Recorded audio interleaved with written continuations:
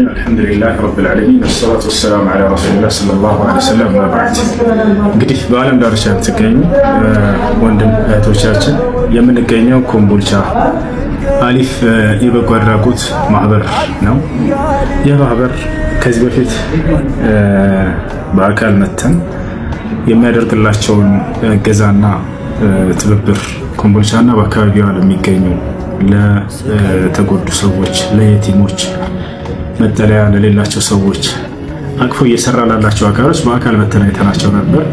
በተቻለ አቅም በቲክቶክ ላይቭ ላይ እገዛ ለማድረግ ሞክረን ነበር ለእነርሱ።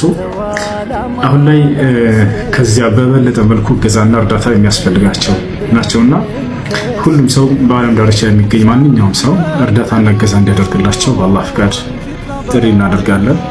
ነቢያችን ሰለላሁ ዐለይሂ ወሰለም ሐዲስ ላይ ምን ብለው ተናግረዋል?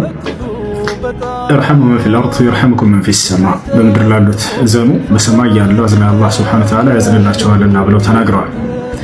በምድር ላሉት ስናዝን ጊዜ አላህ ሱብሓነሁ ወተዓላ ደግሞ እርሱ ያዝንልናል ማለት ነው። ሐዲስ ላይ ሲናገሩ መን ላ የርሐም ላ ዩርሐም አሉ። ለሌሎች የማያዝን እርሱ አይታዘንለትም ብለው ተናግረዋል። እና ስለዚህ በተቻለን አቅም ለነዚህ ለሃዎች፣ ለምስኪኖች፣ ለአይታሞች በማገዝ የነገው የአኺራ ቤታችንን እንገንባ እላለሁኝ። ሰላም አለይኩም ወራህመቱላሂ ወበረካቱ።